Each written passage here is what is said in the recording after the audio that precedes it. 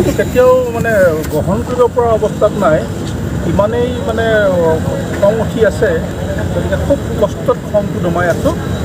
প্ৰথম কথা, অসমীয়া জাতিটো বহুধা বিভক্ত হোৱাৰ কাৰণে আমাৰ অসমীয়া মানুহখিনিৰ ওপৰত বিভিন্ন ক্ষেত্ৰত আক্ৰমণবিলাক বৃদ্ধি পাইছে আৰু অতি উদাৰতাৰ কাৰণে আচলতে আমি এনেকুৱা আমাৰ ওপৰত আক্ৰমণবিলাক হৈছে। গতিকে অতি সোনকালে অসমৰ যুৱসকলক ঐক্যবদ্ধ কৰি এটা শক্তিশালী সংগঠনৰ জন্ম দিম ঘোষণা কৰিছে, যিটো সংগঠনে অসমীয়া খিলঞ্জীয়া লোকক সুৰক্ষা দিব আৰু অৰ্থনৈতিক সংগ্ৰামত জড়িত হ'ব গোটেই ল'ৰাখিনিয়ে ইকনমিক সংগ্ৰামখনত জড়িত হ'ব আৰু খিলঞ্জীয়াক সুৰক্ষা দিব।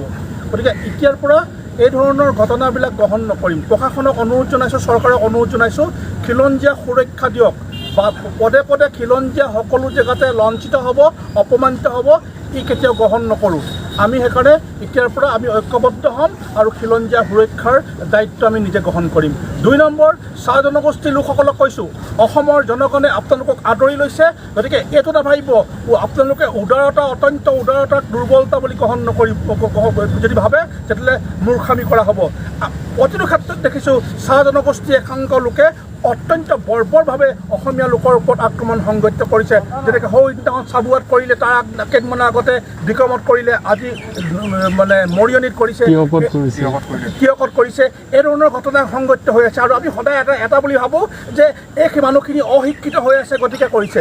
নহয়, মৰিয়নি ঘটনাত জড়িতকেইটা যথেষ্ট শিক্ষিত ল'ৰা।